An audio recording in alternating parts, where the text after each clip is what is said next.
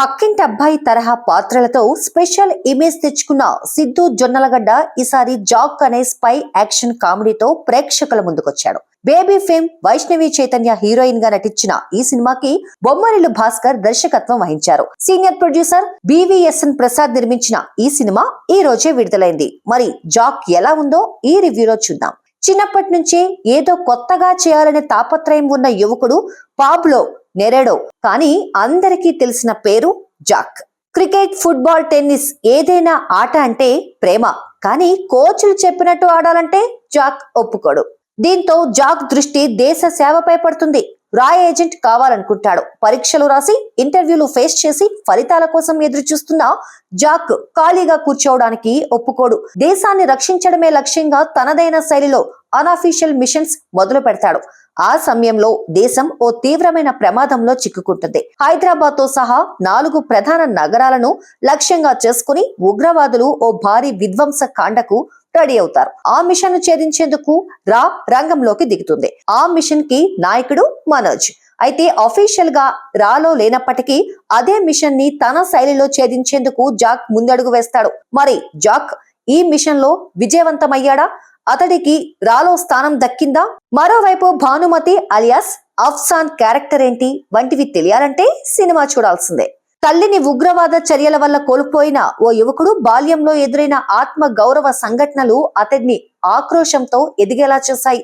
జీవితంలో రాయ్ ఏజెంట్ అవ్వాలనే లక్ష్యంతో జీవించేవాడు. ఊహల్లోనే మిషన్ మొదలుపెట్టి ఎలా రియల్ మిషన్ లోకి జారి పడతాడన్నదే కథ.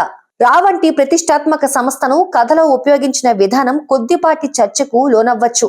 అయితే ప్రారంభంలో రా గురించి చెప్పిన పవర్ఫుల్ డైలాగ్ ద్వారా దర్శకుడు కథలో బలమైన ఎమోషన్ ను చెప్పే ప్రయత్నం చేశారు. సినిమా ఉగ్రవాదంపై యుద్ధం నేపథ్యంలో సాగుతుందని అనిపించినా మధ్యలో వచ్చే కామెడీ ట్రాక్స్ ఆడియన్స్ ను ఎంటర్టైన్ చేస్తాయి.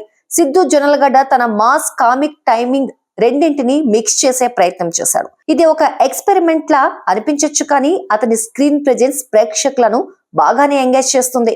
క్లైమాక్స్ యాక్షన్ సీన్లు ఎక్కువ హైప్ ఇవ్వకపోయినా కథకి సరిపడే స్థాయిలో మలిచాడు భాస్కర్. నేపాల్ లొకేషన్లు విజువల్ గా బాగున్నా కథ పరంగా మరింత బలంగా ఉండాల్సింది అనిపిస్తుంది. దర్శకుడు చెప్పిన రాయి శిల్పమవుతుంది అనే కాన్సెప్ట్ కథలో నిగూఢంగా ఉండటం మంచి ప్రయత్నం. మొత్తానికి జాక్ ఒక కంప్లీట్ ఎంటర్టైనింగ్ ప్యాకేజ్.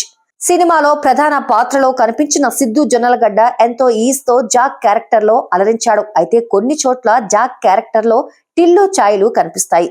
ఇది ఆయన ఫ్యాన్స్ కు సరదా అనిపించిన కొత్తదనం కోరుకున్న వారికి మాత్రం నిరాశగా మారవచ్చు.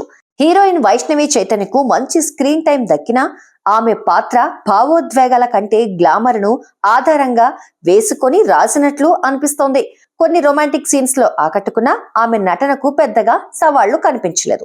ప్రకాష్ రాజ్ తన స్థాయికి తగ్గట్లు మరోసారి పవర్ఫుల్ రోల్లో ఆకట్టుకున్నాడు. సుబ్బరాజు, నరేష్, రవిప్రకాష్ వంటి వారు తమ పాత్రలకు న్యాయం చేశారు.